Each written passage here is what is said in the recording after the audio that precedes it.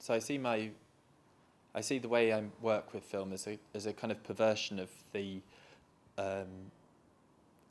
mainstream approach to filmmaking, but and I very carefully place individuals into the film whose characters are often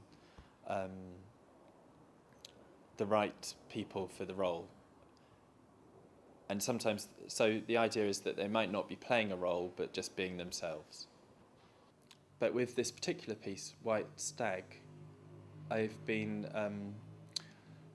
it was to do with representing this ancient mythological poem by Ovid called Diana and Arcteon, where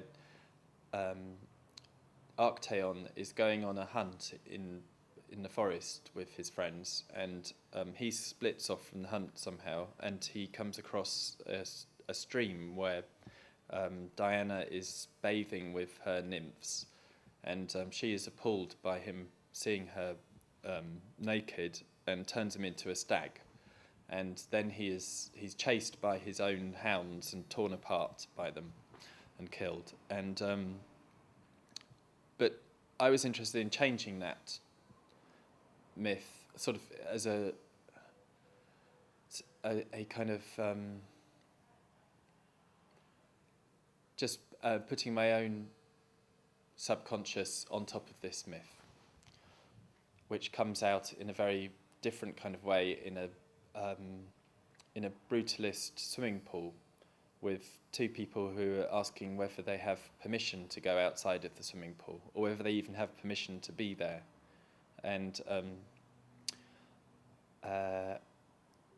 the film relates brutalist architecture to the British landscape and the mythology of the kind of wild animals in British landscape.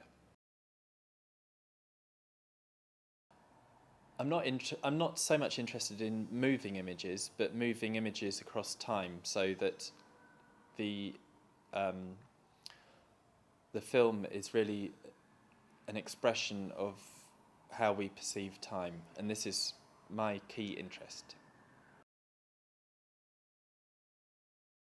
So I'm not so much into cinema programs of video art because it's very hard for a curator or a film programmer to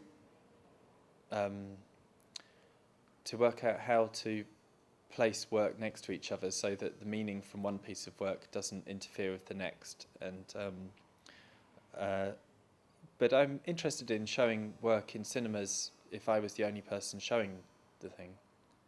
I think it's the same for feature films. If people watch triple bill of feature films, then one film affects the way you understand the next film.